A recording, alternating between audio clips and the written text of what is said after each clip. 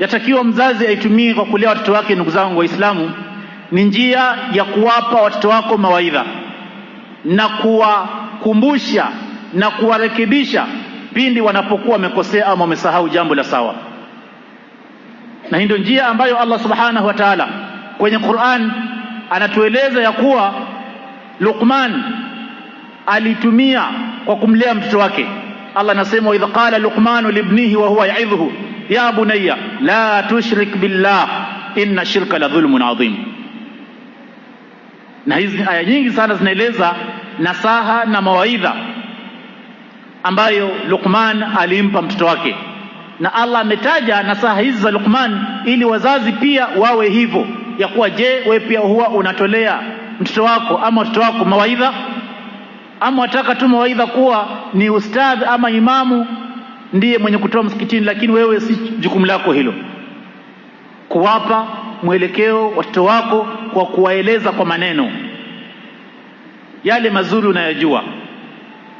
Jambo muhimu sana hilo, ndugu zangu Waislamu. Ndio sababu kwenye sura al-Baqara Allah anatuambia hii ni njia ambayo hata mitume walikuwa wanaifuata kwa watoto wao.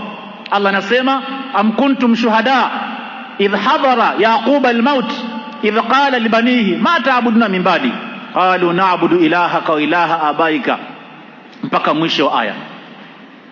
Kwa hivyo katika aya hii Allah akawa ametukusanyia vitu viwili katika njia za malezi.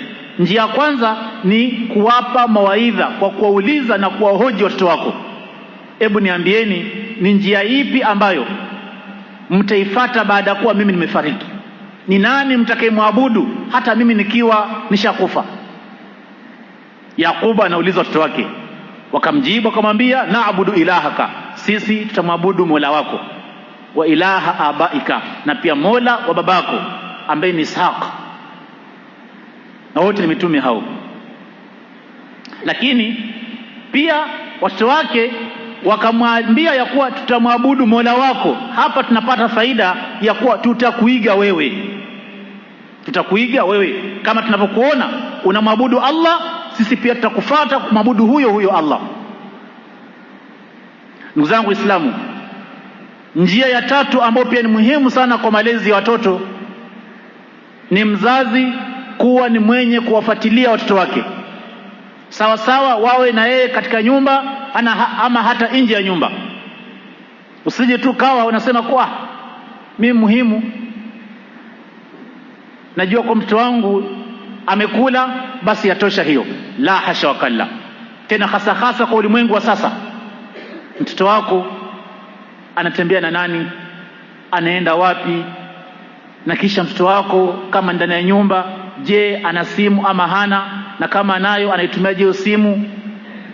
Bali mzazi anatakiwa mtoto wake akiwa na simu umlazimishe, kama anaweka password uijue, kiasi yako ukiishika hiyo simu yake uweze kuifuatilia unavyotaka, sisi mpaka tena umuulize kwa nifungulie. Lakini kuwa mtoto yuko kwenye nyumba ana simu, password mzazi wake hajui, ukitaka kufungua anakuambia hapana, na inakuwa ni vita. Mwisho unasema basi wacha shauri yake. La hasha wakalla. Mtume sallallahu alaihi wasallam anasema kwa hadithi iliyopokewa na Imamu al-Bukhari na Muslim, kullukum ra'in, nyote ni wachungaji, wa kullukum mas'ulun an ra'iyati, na nyote mtaulizwa kuhusu uchungaji wenu. Kisha Mtume akasema, wa rajulu ra'in ala ahli baitihi, yule baba ambaye ni mwanaume kwa nyumba ni mchungaji kwa wale watu wa nyumba yake wote, yeye ndio mchungaji na taulizwa kuhusu alivyowachunga. Wal mar'atu ra'iyatun ala baiti zawjiha wa waladihi, na hata mama pia ambaye yuko pale nyumbani na watoto wake pia ni mchungaji kwa kuchunga nyumba ya mume wake, lakini pia kuchunga watoto wa mume wake.